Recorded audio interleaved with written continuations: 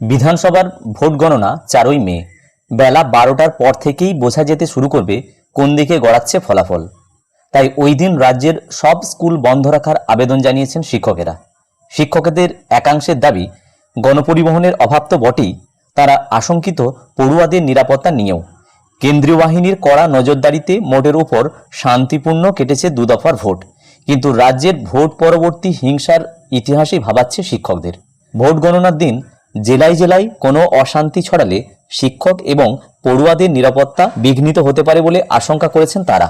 নাম প্রকাশে অনিচ্ছুক কলকাতা সংলগ্ন এক জেলার শিক্ষক বলেন, বিভিন্ন স্কুলে বিভিন্ন রাজনৈতিক মতাদর্শের শিক্ষকেরা রয়েছেন। কোনো কোনো শিক্ষক এতই সক্রিয় যে তারা অন্য দলের বিরাগভাজন।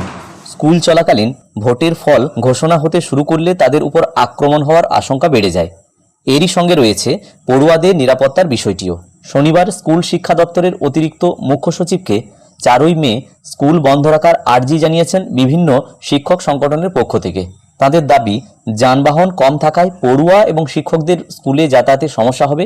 তার উপর অবাঞ্ছিত কোনো পরিস্থিতি তৈরি হতেই পারে যে কোনো সময়। কারণ ভোট গণনার সময় শিক্ষকদের উপর আক্রমণের ইতিহাস এ রাজ্যে রয়েছে। নির্বাচন কমিশন শান্তিপূর্ণভাবে ভোট পরিচালনা করলেও গণনার দিন যদি কোনো স্কুলে কোনো অপ্রীতিকর ঘটনা ঘটে যায় তাহলে আটকানো মুশকিল হতে পারে। সকলের নিরাপত্তার স্বার্থেই ওই দিন সব স্কুল বন্ধ রাখা উচিত। জানা গিয়েছে, কোনো কোনো জেলায় প্রাথমিক স্তরে বিক্ষিপ্তভাবে সকালে স্কুল চালানোর সিদ্ধান্ত নেওয়া হয়েছে। স্কুল শিক্ষা দপ্তরের তরফে জানানো হয়েছে, এই মুহূর্তে তাদের হাতে প্রশাসনিক দায়িত্ব নেই, যা করা করবে নির্বাচন কমিশন। তবে নির্বাচন কমিশনের তরফে স্কুল বন্ধ রাখার কোনো নির্দেশিকা দেওয়া হয়নি শনিবার বিকেল পর্যন্ত। প্রতিবেদনটি আনন্দবাজার.com অনলাইন পত্রিকায় পরিবেশিত হয়েছে। আমি ভিডিওর মাধ্যমে হুবহু শেয়ার করার চেষ্টা করলাম মাত্র। ভিডিওটি প্রত্যেককে দেখার জন্য ধন্যবাদ। প্রত্যেকে ভালো থাকুন, সুস্থ থাকুন।